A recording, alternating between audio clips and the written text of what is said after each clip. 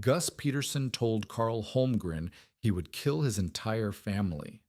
The old rancher had lost his own brother in the schoolhouse blizzard of 1888, and he knew what Wyoming winters could do. Building a shelter from straw bales wrapped around a metal Quonset hut? Insanity. You won't see spring, Peterson warned. None of you will. 6 months later, the worst blizzard in 60 years hit Converse County. 38 degrees below zero, 4 days of howling wind. The Hendricks family burned their furniture. Peterson fed his stove every 40 minutes until his heart nearly gave out. And the Holmgrens? Their fire died for 5 hours. The walls stayed warm. This is how a desperate man proved everyone wrong. The fire had been dead for 5 hours. Outside, the wind screamed at 38 degrees below zero. Snow drove sideways at 60 miles an hour, piling drifts against anything that stood. The fourth day of the worst blizzard to hit Wyoming since 1888, and Carl Holmgren's wood stove held nothing but ash. His wife Ruth checked the thermometer mounted on the interior wall.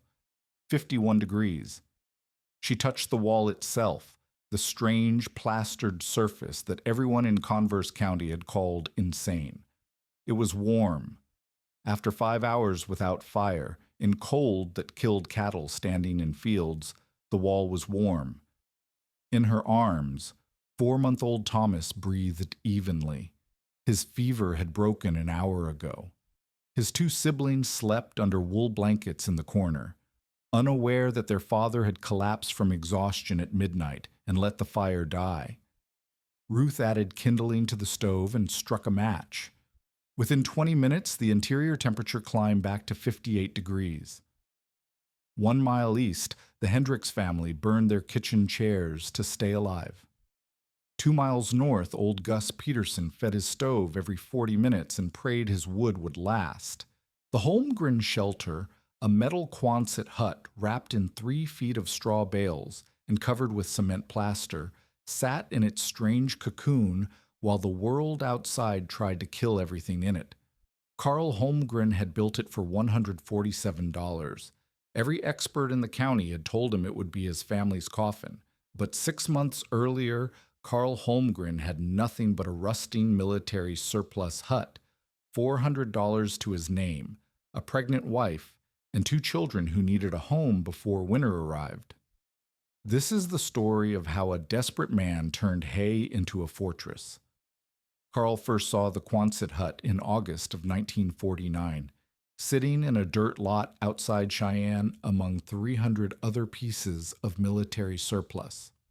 20 feet wide, 48 feet long, corrugated steel arched into a half-cylinder.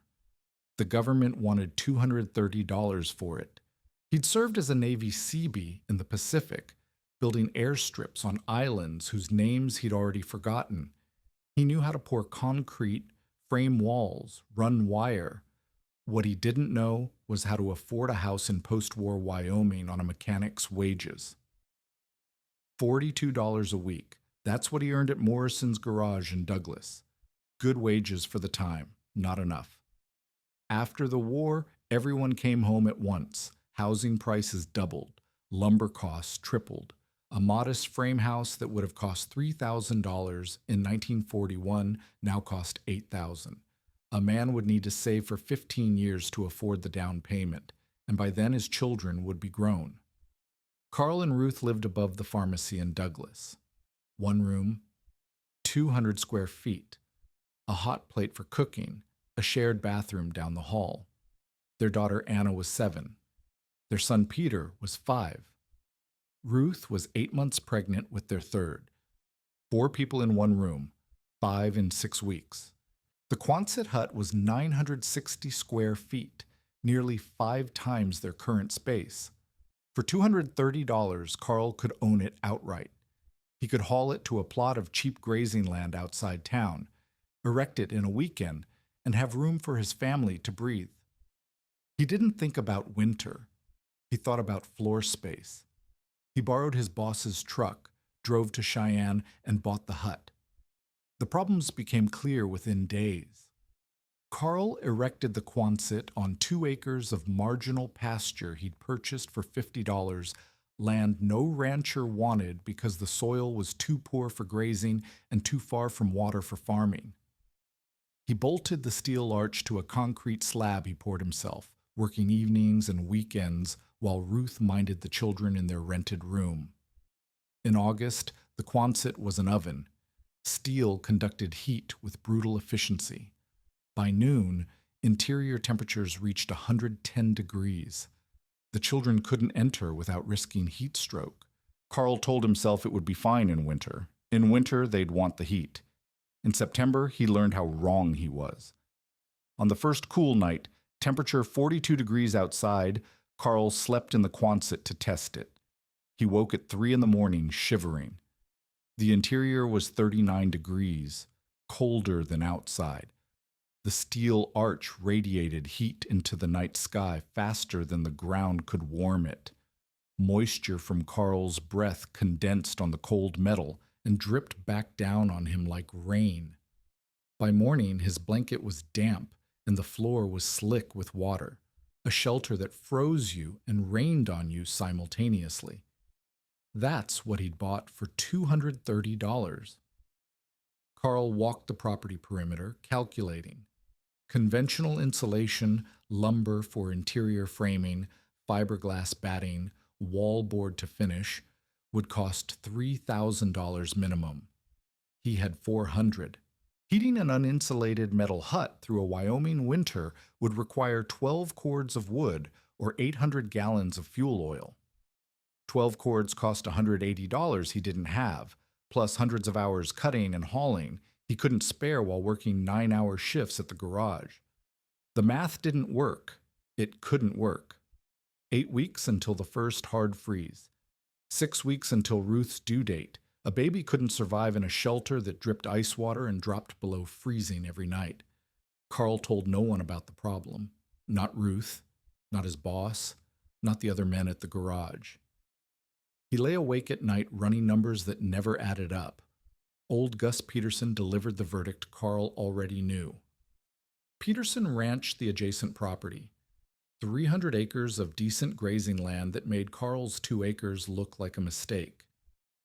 64 years old, third-generation Wyoming settler, built his own house in 1912 and expanded it twice since.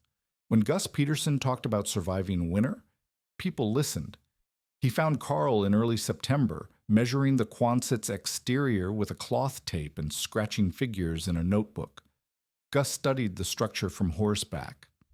"Holmgren," he said. "What exactly do you think you're doing with that thing?" "Gonna live in it," Carl said. "Got it cheap." "Live in it."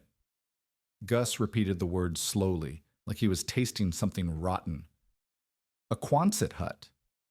"That's right." Gus dismounted. He walked to the metal wall and pressed his palm against it, feeling the heat radiating off the surface in the morning sun.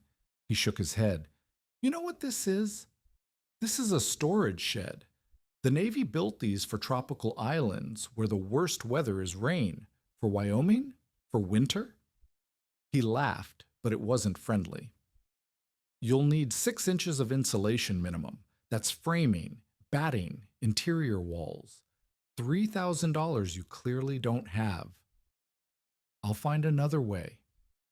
"There is no other way." Gus pointed at the arch of steel. "This thing has no thermal mass, no insulation value. When it's 20 below outside, it'll be 25 below inside. The steel will suck heat out of anything that touches it. Your children will get frostbite lying in their own beds." Carl said nothing.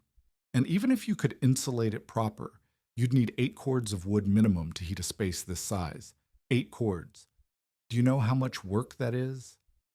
"I cut my own wood, and I'm here to tell you, one man can't cut, split, and stack 8 cords while working a full-time job. Not possible." "My wife is due in 6 weeks." Gus paused. Something flickered across his weathered face. Not quite sympathy, but recognition of what Carl was facing. Then it hardened again. I lost my brother in the schoolhouse blizzard of '88. He was 12 years old. Temperature dropped 100 degrees in one day.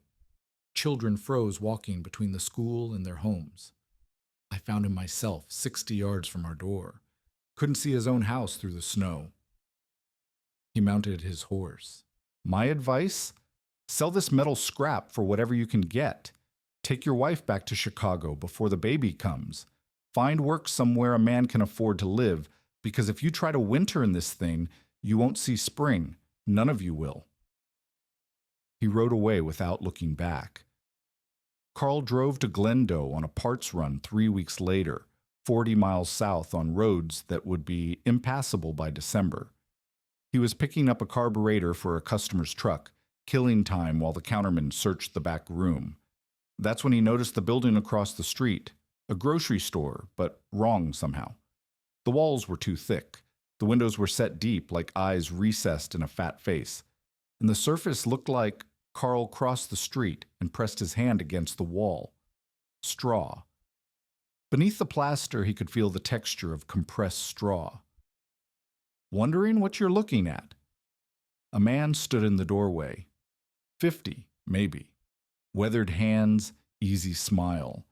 He wore a shopkeeper's apron. What is this? Carl asked. Straw bales, 3-foot walls of compressed straw, covered in cement stucco. The man extended his hand. Roy Amick, this is my store. The whole building is made of straw. Walls are. Learned the technique from folks in the Nebraska sand hills. They've been building with bales since '96 out there. Nothing else to build with, no trees. Soil too sandy for sod. So they stacked straw bales like bricks and plastered them over. Roy led Carl inside. The interior was cool despite the September sun. The walls felt solid, dense, nothing like the flimsy straw Carl had imagined. How does it hold up to weather? Built this place in '44, 5 winters now. Never had a problem. Roy wrapped his knuckles on the plaster. The straw's compressed tight. No air pockets big enough for flames to catch, so it won't burn. The plaster keeps out moisture and pests. And the insulation, he smiled. Best you'll find anywhere. I heat this place with a potbelly stove that would barely warm an outhouse. Customers come in January and ask why it's so warm. Carl's mind was racing. What's the cost? For the bales. That's the beautiful part. Farmers consider it waste. After threshing, they've got more straw than they can use. Most of them will give it away just to clear their fields. If they charge at all, it's quarters on the bale. And you just stack them like bricks? Running bond pattern. Offset each course like brickwork for stability. Drive wooden pins through to hold the courses together, then wrap the whole thing in chicken wire and plaster over with cement stucco. Takes time, but the materials cost next to nothing. Carl thought about the Quonset. The steel arch provided structure. He didn't need the straw to hold weight, just to insulate. What if he built a shell of straw bales around the metal? The Quonset would become the skeleton. The straw would become the skin. How thick are these walls? 30 inches. Standard bale width laid flat. 30 inches of insulation. Roy said it was the best you could find anywhere. Gus Peterson said Carl needed 6 inches minimum. Mr. Amick, Carl said slowly, do you think this would work around a metal building? Like a Quonset hut? Roy considered the question. Don't see why not. Metal's got no insulation value on its own, but it's strong. You build a straw shell around it, plaster the outside, you'd have the best of both worlds, structure and insulation. Carl ran the numbers on the drive home. Straw bales. Free or nearly free from local farms after harvest. He'd need 300 bales minimum to wrap the Quonset. If he paid a quarter each, $75 worst case. More likely he'd get them for nothing. Cement for stucco, $2 a bag, 40 bags needed, $80. Lumber for pins and supports. Scrap from the sawmill would do, $20. Chicken wire, $15 for enough to wrap the structure. Total, $190 maximum. He had $400. The catch was time. Building a straw bale shell around a 20-foot by 48-foot structure, laying bales, pinning them, wrapping them, plastering them, would take 3 weeks working every spare hour. If it didn't work, he'd have wasted 3 weeks of perfect autumn weather. No time left to try conventional insulation. No money left to buy materials even if he had time. Everything on one bet. One technique he'd seen exactly once in a grocery store 40 miles away. Ruth was nursing Peter through a cold when Carl arrived home. Anna sat in the corner reading a tattered primer by the light of the single window. The room felt smaller every day. "I found something," Carl said.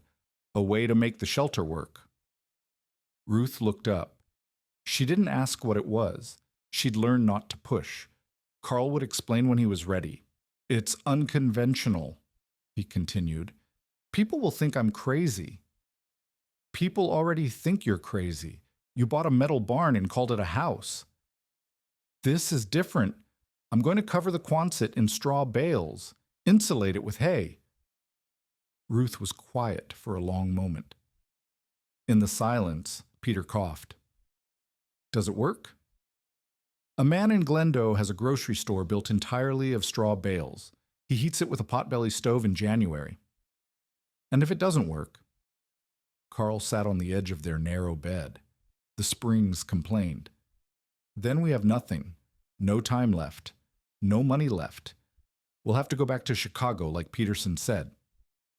Ruth's hand rested on her swollen belly. 6 weeks until the baby came.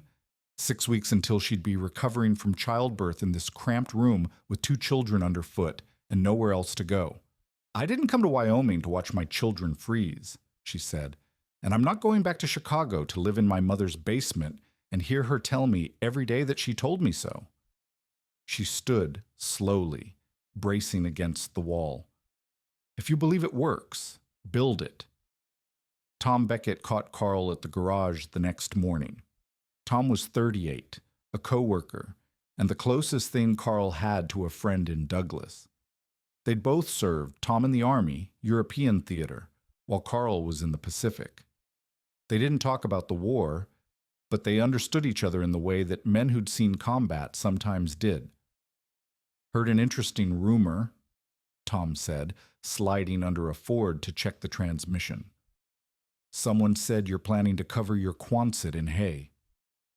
"Straw bales, there's a difference." "Enlighten me." Carl explained while changing the oil on a Studebaker, the Nebraska technique, the compressed bales, the plaster seal, the insulation value. Tom listened without interrupting. When Carl finished, Tom slid out from under the Ford and wiped his hands on a rag. "Carl, I was in France, winter of '44. I saw what happens when soldiers get creative with shelters instead of following what works. Half of them froze. This isn't creative. It's been done in Nebraska for 50 years. Nebraska's not Wyoming, and a Quonset's not a house." Tom's voice was careful, the way you'd talk to someone you were worried about. "You're talking about covering a metal building with hay bales. Hay. What happens when it rains? What happens when mice get in? What happens when Ruth lights a candle too close to the wall? The plaster seals it. The straw is too dense to burn. I saw it myself. Amick struck a match against an exposed bale and it wouldn't catch." "And if you're wrong?" "Then I'm wrong." Tom leaned against the workbench. "If you're wrong, Carl, you're not the one who pays for it. Ruth pays. Those kids pay. The baby pays." He paused. "You willing to bet their lives on something you heard about from a stranger in Glendo?" Carl set down the oil filter. His hands were steady, but his voice was not. "I don't have another option, Tom. I've run the numbers 100 times. Conventional insulation costs $3,000. I have 400. Heating an uninsulated Quonset would take more wood than I can cut in a lifetime. This is the only math that works. Sometimes no math works. Sometimes you cut your losses. Cut my losses? My wife is due in 6 weeks. We live in one room. I already own the Quonset, can't sell it for half what I paid. You want me to admit defeat and take my family to Chicago so Ruth's mother can remind her every day that she married a failure? Tom said nothing. I believe it works, Carl said. I saw it work, and I'm building it. Ward Dunning found Carl at his own lumber yard 3 days later. Dunning owned Douglas Building Supply, the only source for construction materials within 50 miles. 45 years old, prosperous town councilman. His father had built half the homes in Converse County, and Ward intended to build the other half. Every conventional house that went up in Douglas put money in Ward's pocket. Every unconventional shelter that succeeded made conventional construction look wasteful. Carl was purchasing cement, 40 bags at $2 each, the largest order of his life. Holmgren. Ward's voice was pleasant enough, but his eyes were not. I hear you're planning something unusual with that Quonset of yours. Just adding some exterior finishing. Straw bales. Ward said it the way you'd say cockroaches. You're going to wrap a military surplus building in livestock feed and call it a house.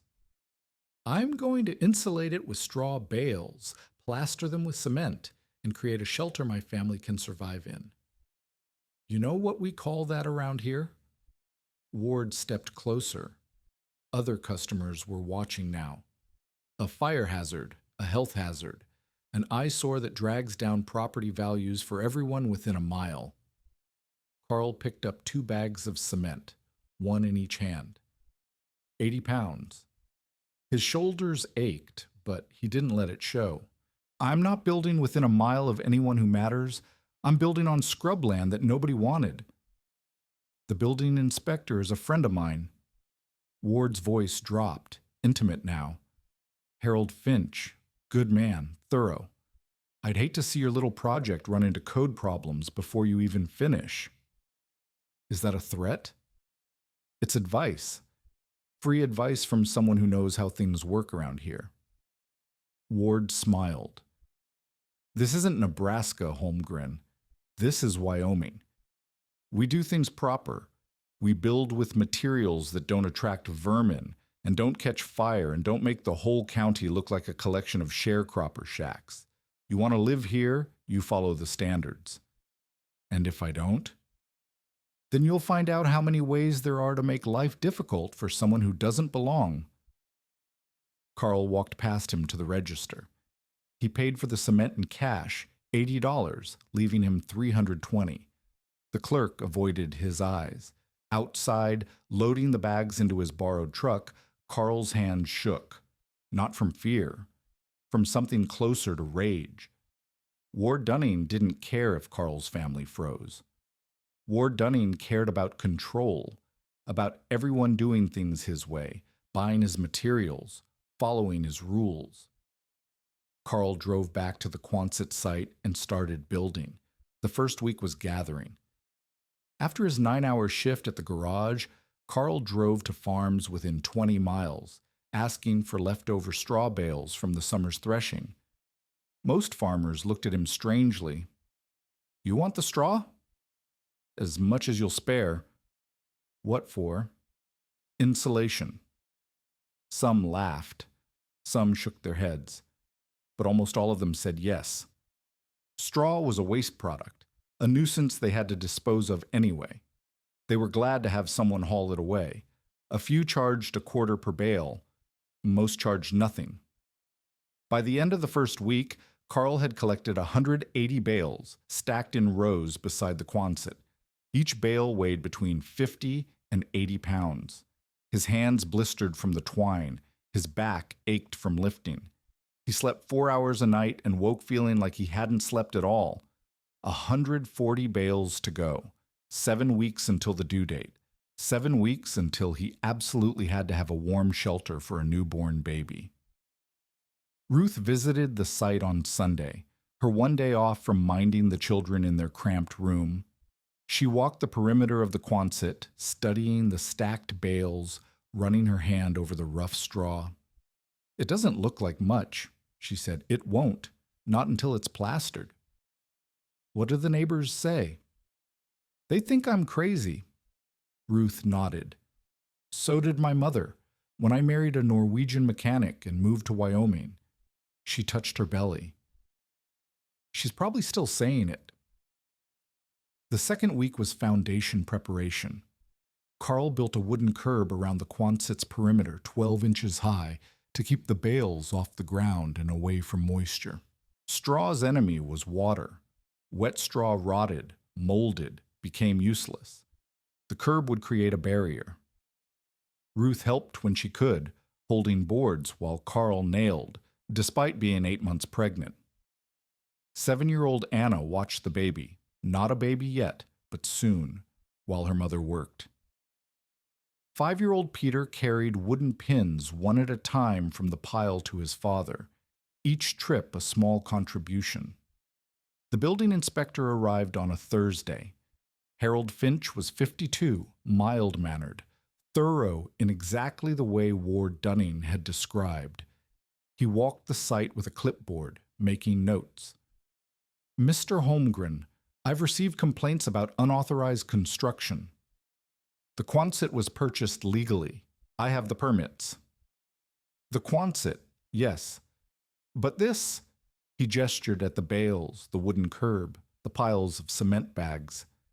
"This is beyond the original structure. It's exterior finishing, like adding siding to a frame house." "Siding doesn't typically involve straw bales."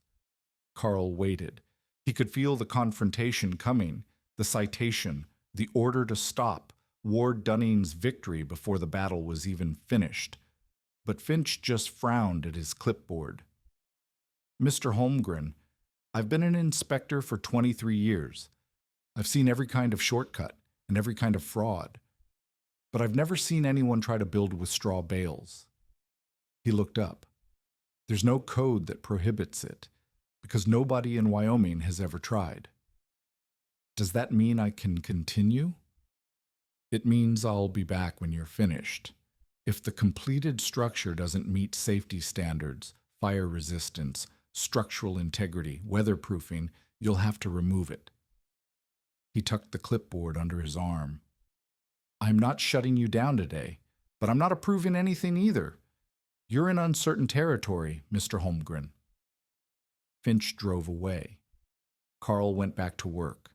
By the end of the second week, 280 bales collected, foundation curb complete. First bales stacked on the south wall, the warmest exposure, where the afternoon sun would help cure the plaster. Money remaining, $290. Weeks until hard freeze, 3.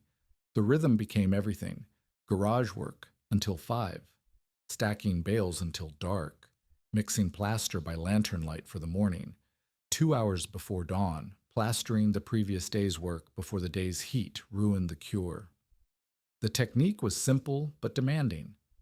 Carl stacked bales in running bond, offset like bricks for stability, and drove wooden pins through to hold the courses together.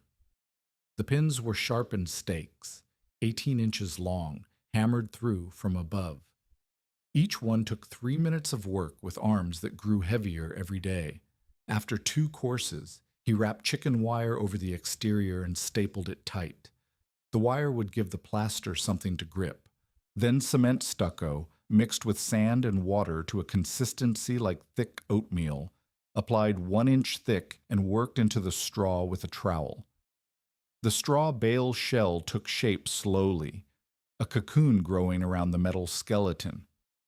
3 feet thick at the base, tapering to 2 feet at the crown where the Quonset's arch was steepest. Peter held pins. Anna fetched water for the plaster in a bucket she could barely lift. Ruth, too large now to climb ladders, prepared meals that Carl ate standing up, plaster drying on his hands, straw dust in his hair. He lost 8 pounds in 3 weeks. His hands cracked and bled into his gloves. At the garage, he fell asleep standing twice once while a customer was talking to him about a carburetor. Ed Morrison, his boss, sent him home early both times. "You look like death, Holmgren." "I'm fine." "You're not fine, but I know you won't stop. So go home, get 4 hours of sleep, and try not to kill yourself before your wife has that baby." The setback came in week 4. October brought early frost. Carl woke one morning to find ice crystals on the exposed straw, the portions not yet plastered, still vulnerable to moisture. If water soaked in and froze, the bales would expand and crack. The whole wall section would be ruined. He touched the straw, testing. Dry. The frost had formed on the surface, but the dense bales had shed moisture without absorbing it. Luck. Or maybe the technique was more forgiving than he'd feared, but the warning was clear. Winter was coming faster than expected. 3 weeks remained until Ruth's due date. 2 sections of wall, the north and west faces, were still unplastered, exposed to weather that would only get worse. That's when Ed Morrison arrived at the site. Carl's boss stood beside his truck, arms crossed, watching Carl mix plaster in the pre-dawn cold. Ed's brother-in-law stood beside him. They'd brought 2 cases of beer and no explanation. "Don't say anything," Ed warned. "I think you're crazy. But I'm not watching a pregnant woman give birth in a room above a pharmacy because her husband worked himself to death trying to prove a point." Ed, "Shut up. We're helping for 2 days. You'll pay me back in overtime when this is done. Fair?" They didn't discuss it as charity. Ed called it an advance on labor, a business arrangement between men who didn't acknowledge kindness. Carl accepted. With 3 men working, the wall construction accelerated.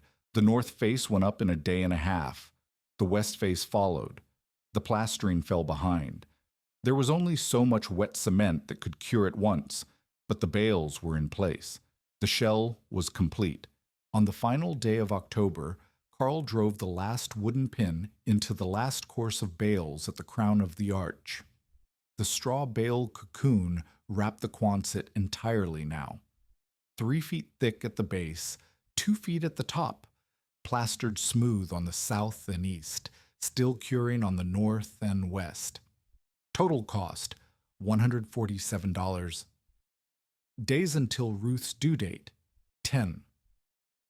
First frost recorded October 28th. The final push nearly killed him. November arrived with temperatures dropping into the 20s every night. Carl worked by lantern, plastering through darkness, racing the weather. The wet cement needed above-freezing temperatures to cure properly.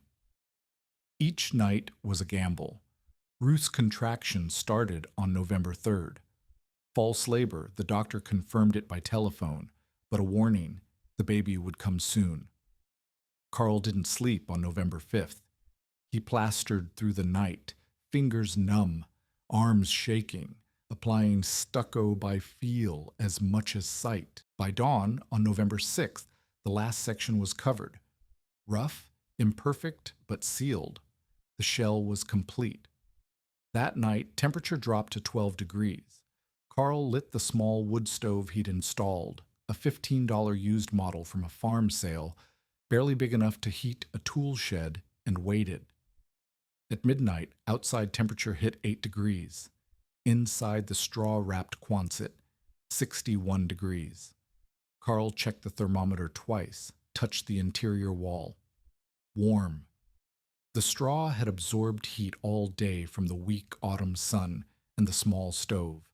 Now it released that heat slowly, steadily, like a living thing breathing warmth into the cold. At 4 in the morning, the fire died to embers. Carl woke, expecting to see his breath.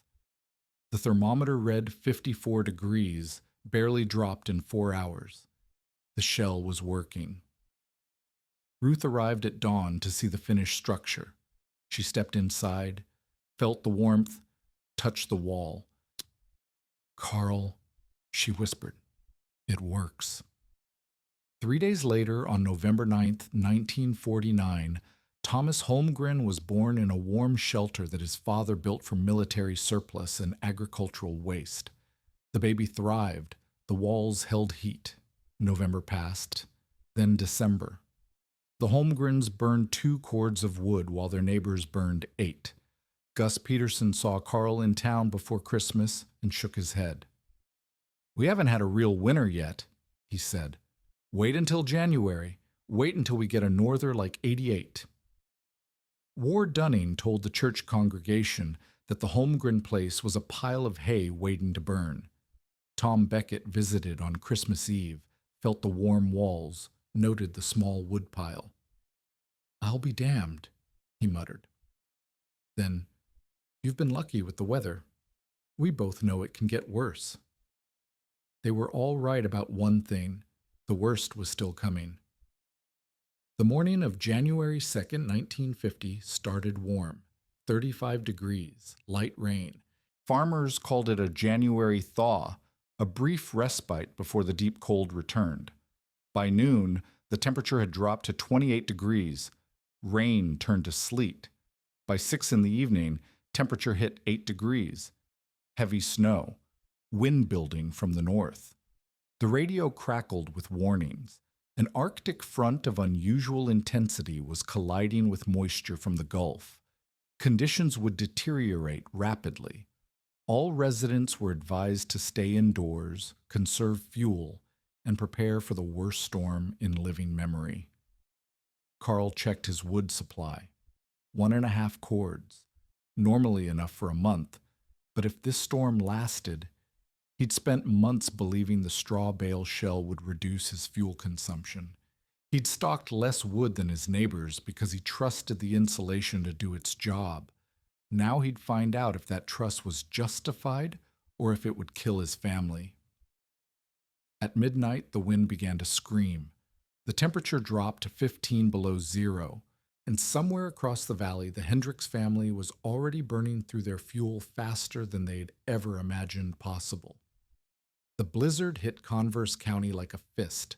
By 2 in the morning on January 3rd, wind gusts exceeded 50 miles per hour. Snow drove horizontal, so thick that a man couldn't see his own hand extended in front of his face. Temperature plunged to 15 below zero and kept falling. Carl stood at the small window he'd cut into the Quonset's end wall, watching nothing. The glass showed only white, a solid wall of driving snow that erased the world beyond. Behind him, the wood stove crackled. Ruth nursed Thomas in the rocking chair Carl had built from scrap lumber. Anna and Peter slept in the corner, buried under every blanket the family owned. The thermometer on the interior wall read 58 degrees. Outside, the wind screamed. Inside, the straw bale walls absorbed the sound, muffled it, turned the howling into a distant whisper. The shelter felt like the inside of a cocoon, warm, quiet, separate from the violence beyond. Carl added 2 logs to the stove. At this rate, his 1.5 cords would last 3 weeks, maybe 4 if he was careful. He didn't know yet that the storm would last 4 days. 1 mile east, Walter Hendricks was already worried. The Hendricks family had moved to Wyoming in '47, same year as Carl. Walter worked at the grain elevator in Douglas. His wife Ellen taught at the elementary school. They had 3 children, Margaret, 11, Robert, 8, and little William, who was 4. Their house was conventional. Frame construction, 2x4 walls, fiberglass insulation, clapboard siding. Walter had built it himself over 2 summers, following every standard practice, doing everything right. The house had never felt cold before. But the wind found gaps Walter didn't know existed. It drove through the walls at every electrical outlet, every window frame, every place where 2 boards met. The fiberglass insulation, adequate for normal winters, couldn't hold back cold this severe. By dawn on January 3rd, interior temperature in the Hendricks house had dropped to 42 degrees despite the stove burning full. Walter checked his wood supply, 4 cords. Enough for a normal January, but he was burning through it at 4 times the normal rate. At this pace, he had 3 days of fuel. The storm showed no sign of stopping. The second day was worse. Temperature dropped to 22 below zero. Wind gusted to 65 miles per hour. The snow accumulated so fast the drifts reached the windowsills by noon. Carl ventured outside once, following a rope he'd strung between the Quonset and the small chicken pen 30 feet away. He couldn't see the pen until he touched it. The 4 chickens inside were huddled together, still alive, but barely. He carried 2 of them back to the Quonset and put them in a crate near the stove. Better to have them inside than frozen outside. Ruth watched him shake snow from his coat. "How bad is it?" "Bad. I couldn't see the road." "How long will it last?" "I don't know. The radio says at least 2 more days."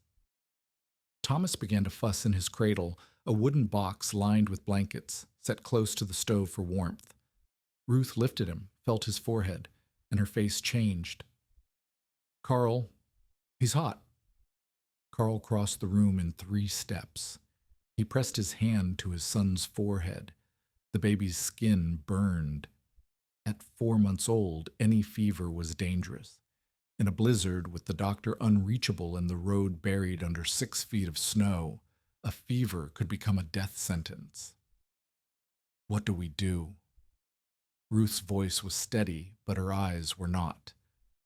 Carl remembered what his mother had done when he was sick as a child. Steam for the lungs, cool cloths for the fever, rest and warmth and prayer. "We keep him warm," Carl said. "We keep the air moist. We wait." He heated water on the stove, creating steam that filled the small space. Ruth held Thomas close, singing softly, while Anna and Peter watched from their corner with eyes too old for their faces. Outside, the wind screamed louder. If the shelter failed now, if the walls couldn't hold heat, if the stove couldn't keep pace, if the temperature inside dropped below what a sick infant could survive, Thomas would die before the storm ended. Everything Carl had built was about to be tested, and he couldn't control any of it. At the Hendricks house, Walter made a decision. By the evening of January 3rd, his wood supply had dropped to 2.5 cords. The interior temperature hovered at 38 degrees despite burning fuel constantly. His children wore every piece of clothing they owned and still shivered. Ellen found him in the living room, staring at the wooden chairs around the kitchen table. "Walter, no. We don't have a choice.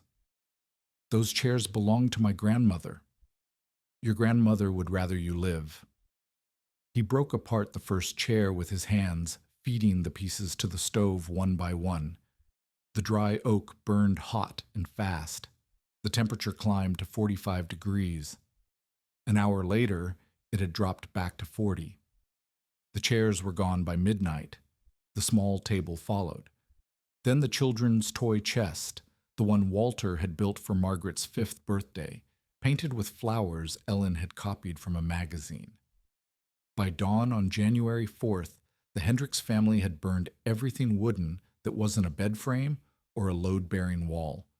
Interior temperature, 36 degrees.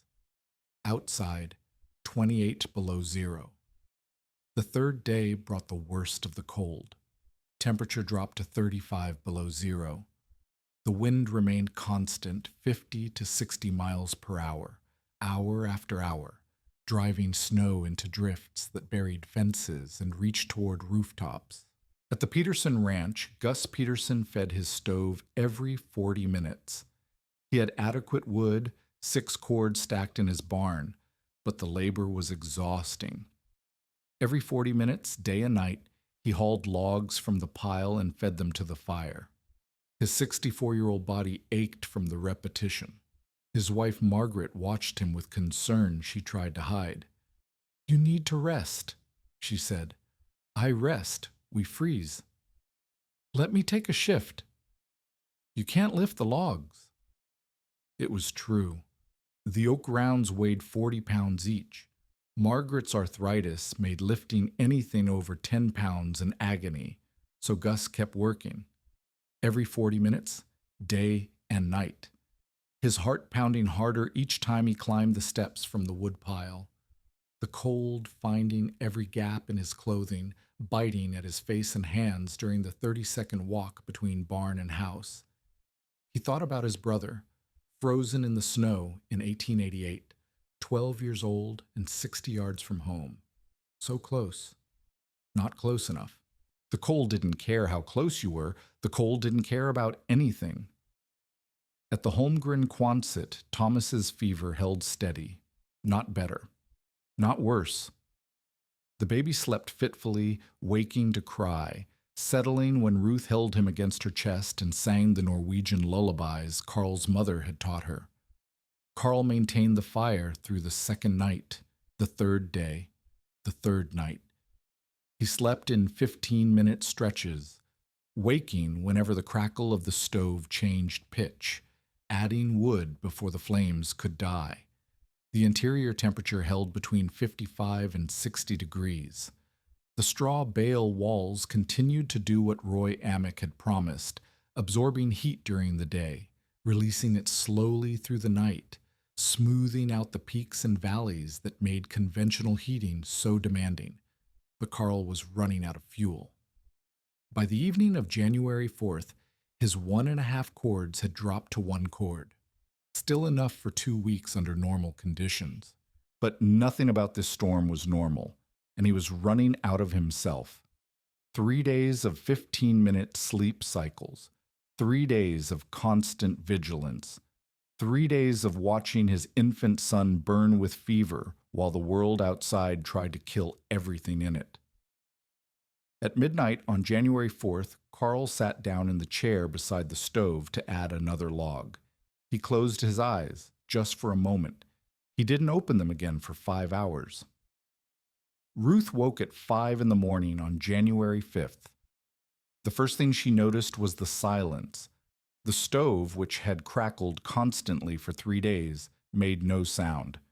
The second thing she noticed was the cold.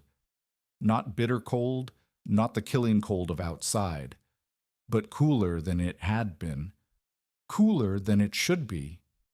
She crossed to the stove and opened the door. Inside, ash. Gray ash, cold to the touch. The fire had been dead for hours. Her heart seized. She looked at Carl, slumped in the chair, still wearing his coat, breathing the deep, slow breaths of exhausted sleep. She looked at her children, huddled under blankets, Anna's arm thrown protectively over Peter. She looked at Thomas in his cradle, so still that for one terrible moment she thought, the baby stirred, opened his eyes, made the small mewling sound that meant he was hungry. Ruth touched his forehead. Cool. Not cold. Not burning. Cool. The fever had broken. She turned to the thermometer mounted on the wall, the one Carl checked obsessively every hour. 51 degrees. The fire had been dead for 5 hours. Outside, the temperature was 38 below zero, and the interior of their strange straw-wrapped shelter had dropped only 7 degrees. Ruth touched the wall, the plastered surface.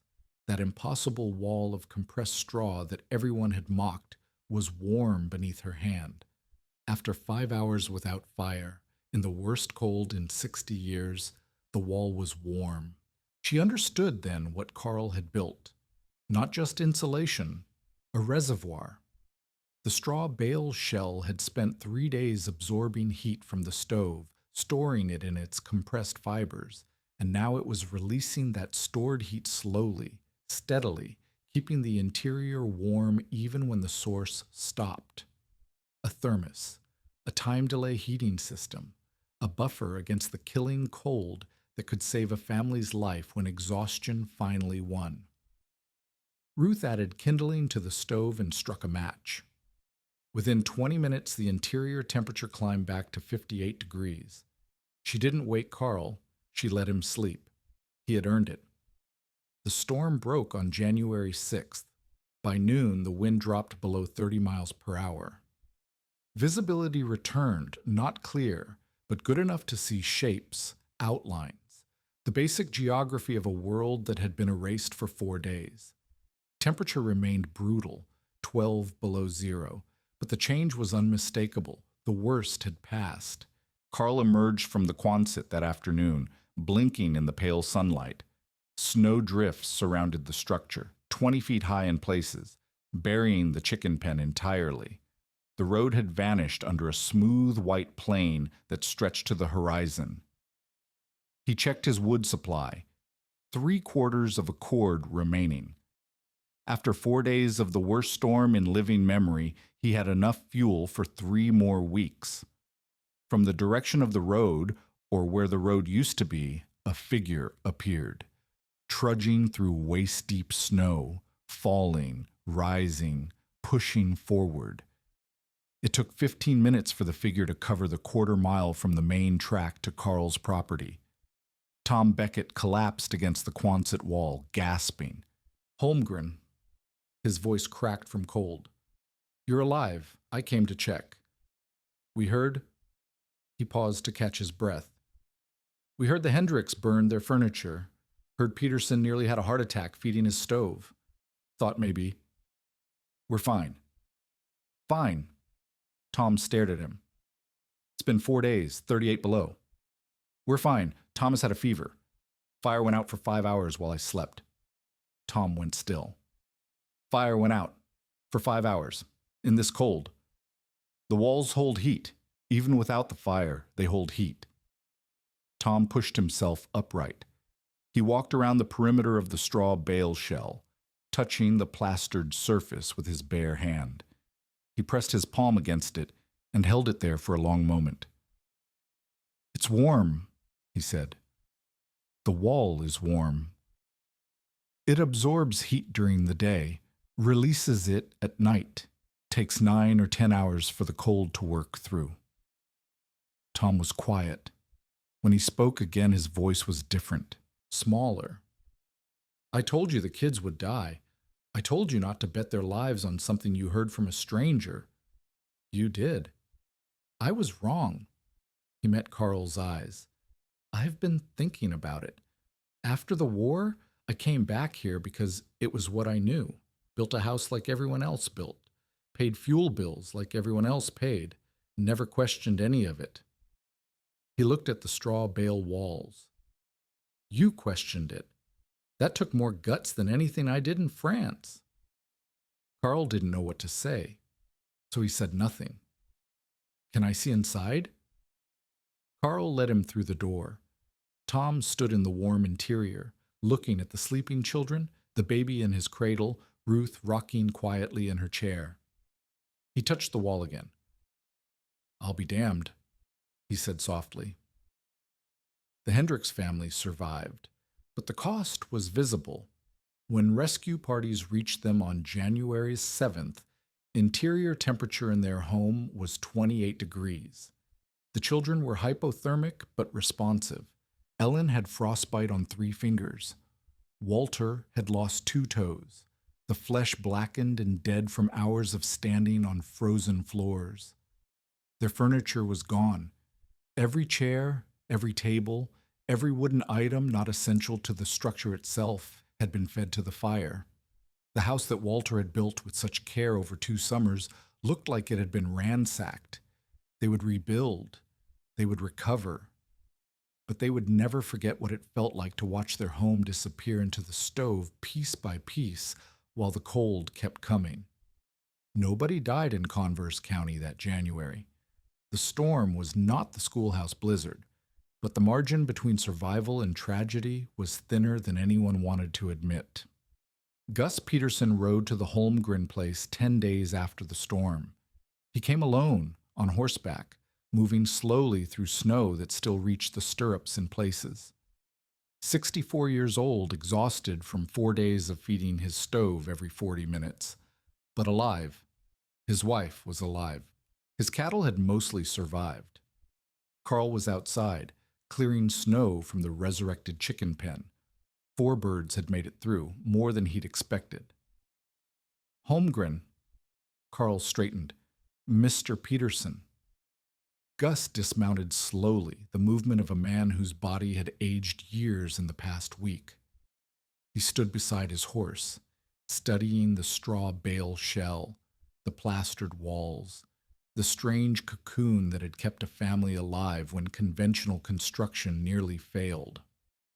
"Walter Hendricks told me about your fire," Gus said finally. "Said you lost it for 5 hours in 38 below." "That's right. And the inside stayed warm, warm enough for a sick baby." 51 degrees. Gus removed his hat. Carl had never seen him make that gesture before, an old sign of respect that men of Gus's generation reserved for churches and funerals. "I told you this thing would kill your family. I said you wouldn't see spring." He turned the hat in his hands, studying the brim. "I spent my whole life thinking you beat cold with fire, more fire, bigger fire, burn until you have nothing left to burn. Never occurred to me you could beat it by—" He paused, searching for words. "By slowing it down, by putting something in its way.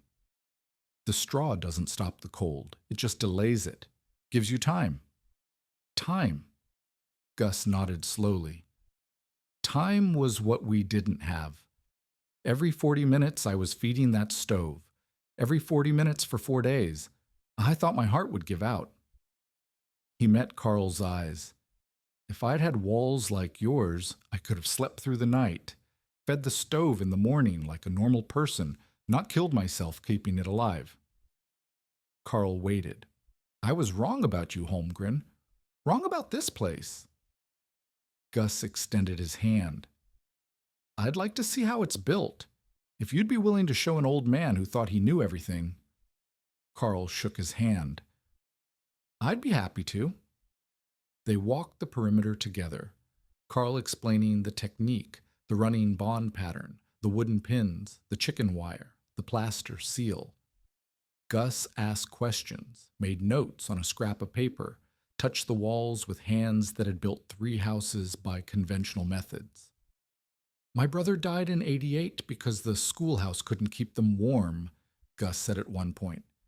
"Teacher tried to lead them home, lost the way in the white. They found him frozen 60 yards from the door." He paused. "If that schoolhouse had been built like this, if those walls had held heat for even 1 extra hour, maybe he makes it home. Maybe they all do." Carl had no answer for that. Some things couldn't be answered. Only built. The spread was slow at first. Tom Beckett began planning a straw bale addition to his house in February. He hired Carl as a consultant, paid him in labor, helping clear the remaining snow from Carl's property and repair the chicken pen. By summer, Tom's addition was complete. His heating bills dropped by 1/3. Walter Hendricks visited the Holmgren place 3 times in March, taking measurements, asking questions, drawing diagrams. He rebuilt the damaged portions of his house that spring, incorporating straw bale walls on the north and west faces, the directions from which the killing wind had come. The following winter, his fuel consumption dropped by half. A rancher from 20 miles north heard about the hay house and rode down to see it. A farmer from Glendo, Roy Amick's neighbor, made the trip to confirm that the technique he'd seen in Nebraska could work in Wyoming. Carl showed them all. He answered questions. He drew diagrams. He charged nothing. "Why?" Ruth asked him one evening. "You could make money, consulting fees, teaching fees, people would pay." "Roy Amick didn't charge me," Carl said. "He showed me the store, explained the technique, let me figure out the rest. Seems wrong to make money off something I got for free." "But you improved it. The Quonset combination, that was yours." "The idea was free. The straw was free. The knowledge was free." Carl looked at the walls of their home, the shelter that had saved their family. Some things shouldn't cost money. Ward Dunning's response was silence. He didn't apologize. He didn't visit. He stopped making predictions about the Holmgren's death, but he didn't acknowledge that his predictions had been wrong. At a town council meeting in February, someone proposed inviting Carl to present his building method to interested residents. Ward voted against it. The proposal passed anyway, 6-1. Carl presented in March to an audience of 12 families. He brought drawings, samples of straw, a piece of plastered wall section he'd cut from a practice structure. He explained the technique in plain language, answered questions for 2 hours, and offered to help anyone who wanted to try it. 3 families began planning straw bale construction that spring. Ward watched from the back of the room. He didn't speak. He didn't leave. He sat in silence, arms crossed, face unreadable, until the presentation ended and the audience dispersed. Carl passed him on the way out. "Dunning." Holmgren. A long moment. Neither man moved. "I'm not going to apologize," Ward said finally. "I don't build with hay. My father didn't build with hay. This county was built by men who did things proper, with real materials, following real standards. Your standards nearly killed the Hendricks family." The Hendricks family didn't prepare properly. 4 cords isn't enough for a hard winter. Everyone knows that. Everyone knows that because everyone builds houses that leak heat. Build a house that doesn't leak. You don't need 8 cords. You need 2. Ward's jaw tightened. Some of us have businesses to run, families to support. We can't all experiment with livestock feed and hope for the best. Some of us don't have a choice. Carl walked away. He didn't look back. Ward Dunning would never build with straw bales. He would never admit that Carl's method worked, but he stopped telling people it was dangerous. He stopped threatening inspectors who approved unconventional construction. He stopped because continuing meant admitting he'd been wrong, and Ward Dunning was not a man who admitted anything. Sometimes victory looks like silence from your enemies. Carl learned to accept it. Building Inspector Harold Finch returned in April. He walked through the Holmgren shelter with his clipboard, testing the walls, examining the plaster, checking for moisture damage after the winter's snow. He found nothing to cite. The structure was sound, dry, and intact. "Mr. Holmgren," Finch said finally, "I've been doing this job for 23 years.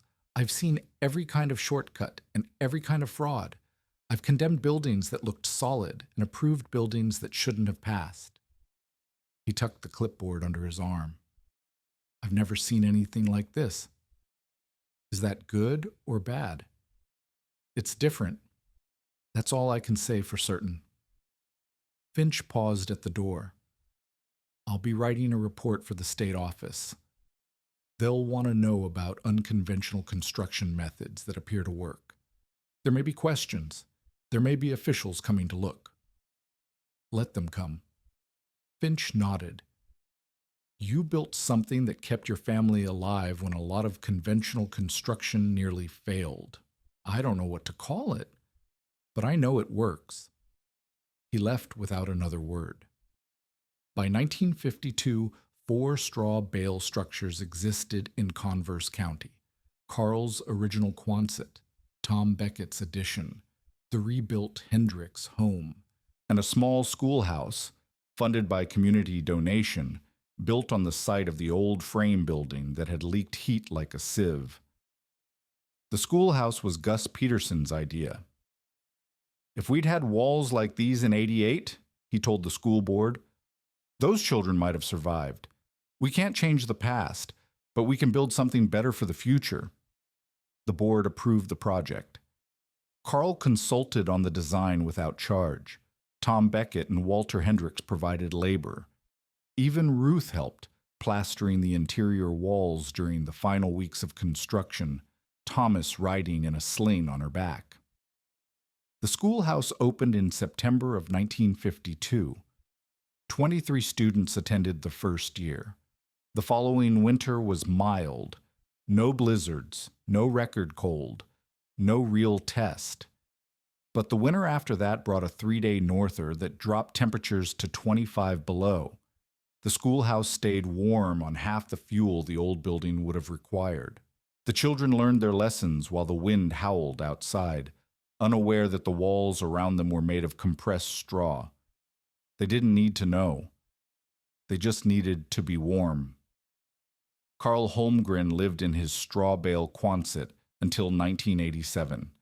38 years in a shelter built for $147 from military surplus and agricultural waste. He raised 3 children there. He watched them grow, leave, start families of their own. He held his first grandchild in the same room where Ruth had held Thomas during the blizzard of '50. Ruth survived him by 12 years, passing in 1999 at 78. The Quonset structure, the original 1949 shell with its straw bale cocoon, still stands. Anna Holmgren inherited the property after her mother's death. She rents it now to her grandson, who uses it as a workshop and hunting cabin. The walls have never been replaced. A building inspector in 1998 examined the bales nearly 50 years after Carl had stacked them and found them in perfect condition. The straw had not rotted, had not molded, had not deteriorated in any measurable way. Protected from moisture by the plaster seal, compressed too tightly for pests to penetrate, the bales looked, in the inspector's words, like they were stacked yesterday. Carl had built something that outlasted everything around it. Straw bale construction never became mainstream. It remained what it had always been, a technique for people who couldn't afford conventional methods, who were willing to work harder in exchange for paying less, who trusted their own labor more than the promises of lumber yards and building supply companies. But it never disappeared. The 1970s energy crisis brought renewed interest. Fuel prices quadrupled, and suddenly the heating costs that Carl had spent decades avoiding became visible to everyone. Young builders rediscovered the Nebraska technique, improved it, documented it. California adopted the first modern straw bale building code in 1995. Other states followed.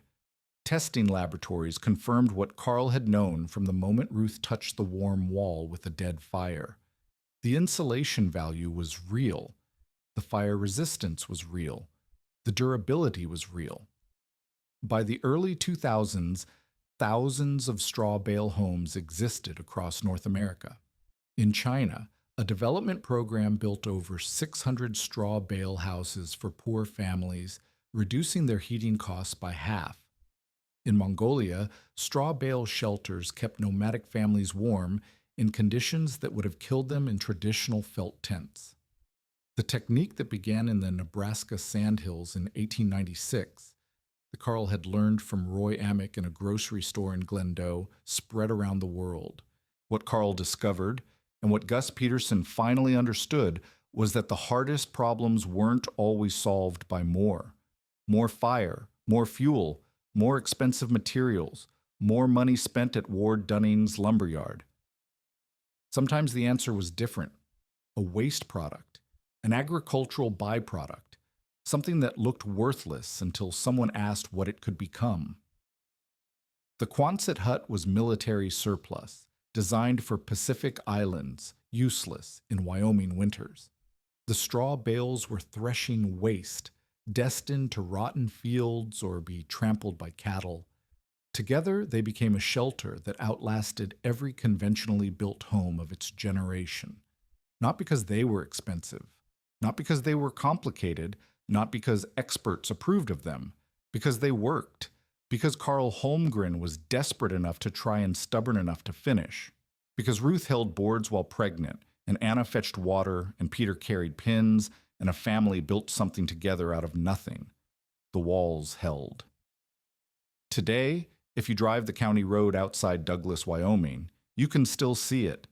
A strange humped shape, plastered white, sitting where the prairie meets the sky. 76 years old now, weathered but intact. From a distance it looks like nothing, a shed maybe, a storage building that nobody remembers building. Up close, you can see where the straw bale walls meet the original Quonset arch.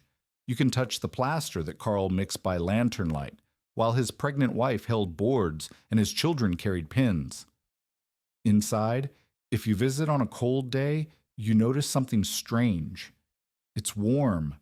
It was warm when Carl built it. It was warm when his children grew up in it. It was warm when Thomas, the baby born 3 days before the Great Blizzard, brought his own children to visit their grandmother. It was warm when Ruth died, peacefully, in the bedroom she'd shared with Carl for 50 years. It's still warm now. The fire has been dead for hours. The stove holds nothing but ash. Outside, January wind drives across the prairie the way it did in 1950, the way it did in 1888, the way it will drive 100 years from now. And inside the hay house that everyone mocked, the walls release their stored heat slowly, steadily, keeping the cold at bay for one more hour. And then another. And then another. Some innovations outlive their inventors. Some survive because they were never really innovations at all, just things that worked, waiting to be rediscovered by someone desperate enough to try them. Carl Holmgren was desperate. He tried. The walls held.